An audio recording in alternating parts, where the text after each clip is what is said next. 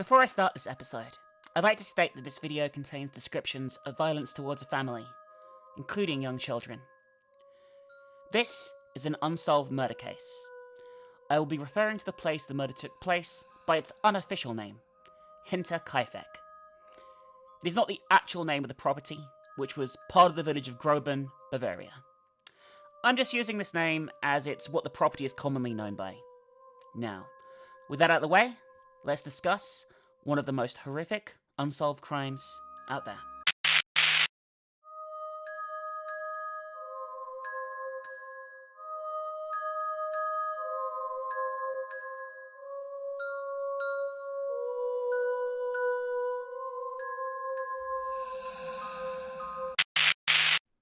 Bavaria, the southeastern province of Germany. A beautiful, idyllic landscape with the Alps mountain range, vast forests, and two major rivers in the Danube and the Main. It is here, in Bavaria, at a small farmstead dubbed Hinterkaifeck, that some truly disturbing events occurred on March 31st, 1922.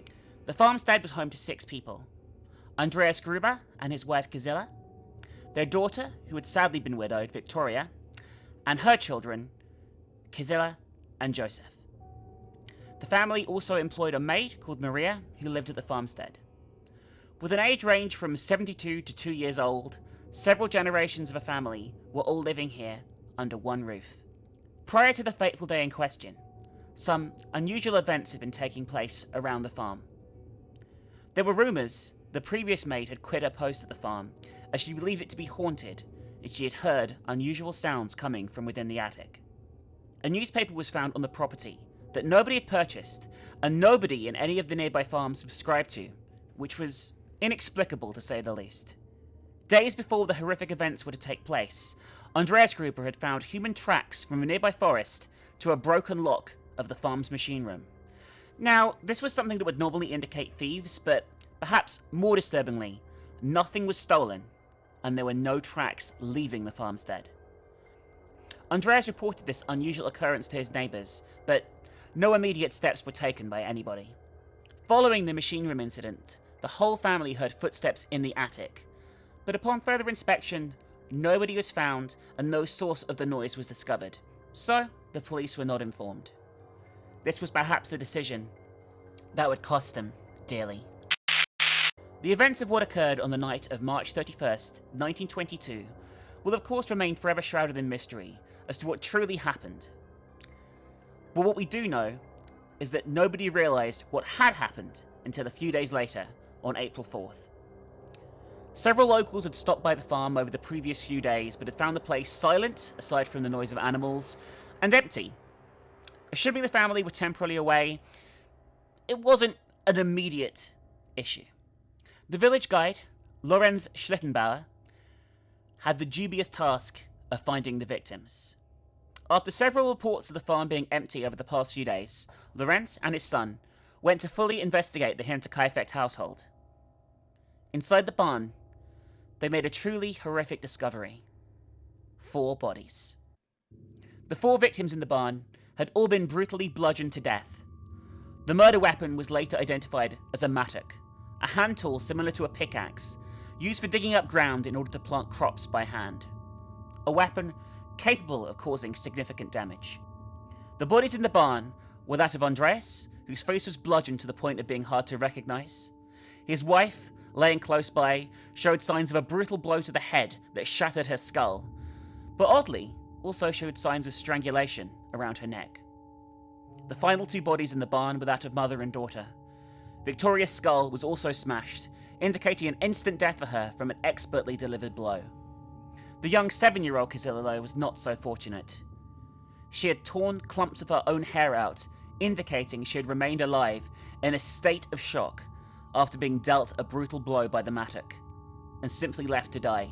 The search party then moved into the farmhouse, with 2 members still unaccounted for of the family. They found the maid, killed in a similar way to the victims in the barn, bludgeoned to death with multiple blows to the head. Joseph, who was just 2 years old, had been killed with a single blow to his face, in his bed, presumably while he slept. Perhaps the most unusual thing about all this was the bodies had all been covered with nearby fabrics, hiding the initial horrifying damage to view. The animals on the farm, including the dogs, were also completely unharmed, and it was indicated the perpetrator or perpetrators had fed the animals and remained on the farm and the property overall for a period of time, walking through the crime scenes, cooking, and generally making themselves at home. The entire family had been killed, and there was no trace of who the killers actually were. Investigation. The investigation by the police into the crime came to the following conclusions, even though in some instances there was contradicting evidence, or just simply a lack of evidence overall. The murder weapon had been a mattock. The 4 victims in the barn had been lured there individually, perhaps by animal noises and then screams of others, though investigators indicated that it would be hard to hear the noises from the barn in the farmhouse, so perhaps they were already in the barn? After the 4 were dead, the perpetrator went into the house to kill the maid and Joseph. Due to the reports made by neighbours about what Gruber had heard in the weeks leading up to the deaths, it was assumed the perpetrators were hiding in the roof of the farm before the attack.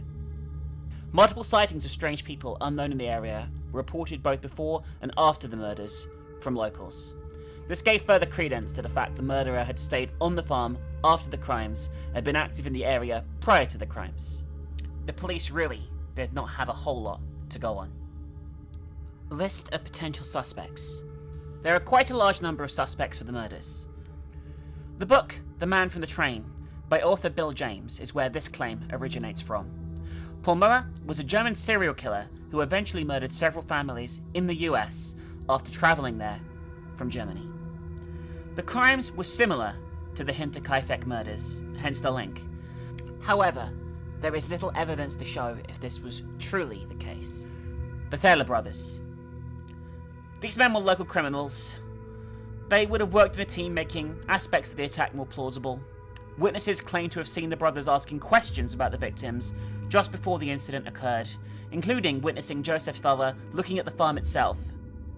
However, these claims, from what I can tell, do seem to be mainly circumstantial, if not impossible. Carl Gabriel. This is the husband of Victoria, who was murdered in the attack. I mentioned earlier she was widowed, and while this is probably true, there are theories circulating Carl did not in fact die. There was a rumour that the young Joseph, the 2-year-old killed in the attack, was actually a child of incest between Victoria and her father, and this led to rumours that Carl, the original partner of Victoria, had not in fact died, but killed the family out of an act of revenge after uncovering the truth. Police did investigate this avenue, as Carl was meant to have died in the recent First World War, and interviewed soldiers from his regiment. These soldiers testified to seeing Carl actually die in a shell attack, which puts pay to these rumours, although I suppose there is no concrete evidence he is dead, as there was no body. Farm workers. The maid, who had quit her job at Hinterkaifeck before the murders, doubtlessly saving her own life, accused the Bilcher brothers, Anton and Karl, of being murderers of the family. The pair had worked on the farm with another man, so the maid claimed they would have known the farm layout, known the family had money, and known that animals like the dogs, so the dogs would have been comfortable at them and wouldn't have barked to raise the alarm had they seen them on the property. This all makes sense until we look at the fact that nothing of value was stolen from the property, so killing for financial gain does not seem to be the motive. Again, this led to a dead end for the police. Lorenz Schittenbauer. Yes, the man who originally found the bodies was a major suspect in this case. Lorenz fell under suspicion mainly because A, he was another person rumoured to be in a relationship with Victoria, to the point he potentially had a key to the farm. B, the initials LS, his initials, appear on the birth certificate of the young child Joseph, although this is unclear if it's the doctor's initials or the father's initials. C, Lorenz was quick to move through the crime scene, blatantly disturbing it at times according to witnesses. He also entered the farmhouse alone at first, despite the risk of the killer being there, apparently without an ounce of fear, almost as if he knew the killer was not there. If you ask me, this adds up the most, but there's still not significant evidence. Lorenz even successfully sued a number of people who claimed he was the killer in the years following the case. So, it's still very difficult to call. There were other killers named by people years and years after the murders took place, who claimed people they knew had confessed to the crimes, but once again, upon follow-up, no evidence to these leads was found. It does seem to me, as someone looking through the information about this case, that there was a lot of gossiping and rumors flying around in the village and surrounding area, which made the police investigation incredibly hard to follow. It's very hard to separate the truth from the facts in this case and what actually happened, and it's very much a bit of a mess. Ultimately, what happened that night is only known to the victims and the killer. This is a case that, given its age, is likely never to be solved. The Hinterkaifeck murders have gone down as one of the most notorious cold cases of all time, and it looks like it will forever stay that way. Hey guys, I hope you enjoyed this episode of Real Life Horror. I really enjoyed making this one, and I want to make as many of these as I can. They take quite a bit of time, and finding the stock footage and stuff is very, very difficult at the moment, but I'm hoping it'll get easier with time, and I definitely want to make more and more of these videos. If you have any suggestions or things you'd like to see me talk about or cover, please let me know in the comment section below, as just well as giving me general thoughts on the video. I hope this is at least a slight improvement from the last one. I'm pretty happy with how things have gone so far, and thank you very much for allowing me to try some new stuff on the channel. If you're new, please subscribe. You can also check out our Patreon, help fund episodes of this series and other stuff as well. Link in the description for that. And big shout out to our producer Alice for making these videos possible. You're a super nomkin, Alice, so we love you.